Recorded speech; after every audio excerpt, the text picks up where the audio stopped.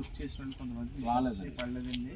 అంటే 2 years back అంటే last గవర్నమెంట్లో కొంతమంది చేసుకున్న వాళ్ళు పేమెంట్లు పెండింగ్ ఉండిపోయి స్లో అయిపోయారండి, ఇబ్బంది పడుతుంది. ఇప్పుడు మనము డబ్బులు రైతు మన ఫార్మర్కి అయితే ఫార్మర్కి ఇస్తాం మేడం. ఈ మాత్రం టెక్నికల్ కనుక మేడం ఫార్మర్ డిక్లరేషన్ మీద కంపెనీకి కూడా ఇస్తాం. సో ఇప్పుడు ఎంత సబ్సిడీ ఉంటే 65% పెట్టుకోవాలి. 35% సబ్సిడీ, 65% ఫార్మర్ పెట్టుకోవాలి. అంటే ఇప్పుడు 100 రూపాయల ఖర్చు అయ్యేదంటే 65 పెట్టుకుంటే చాలు ఫార్మర్. సో ఇప్పుడు ఆ కాన్సెప్ట్ కాబట్టి ఇప్పుడు ఇబ్బంది రాదు. అలాగే ఫండ్స్ అదే ముందే 100 పెట్టుకుని 35 ఇవ్వాలంటే నమ్మకం పోయింది.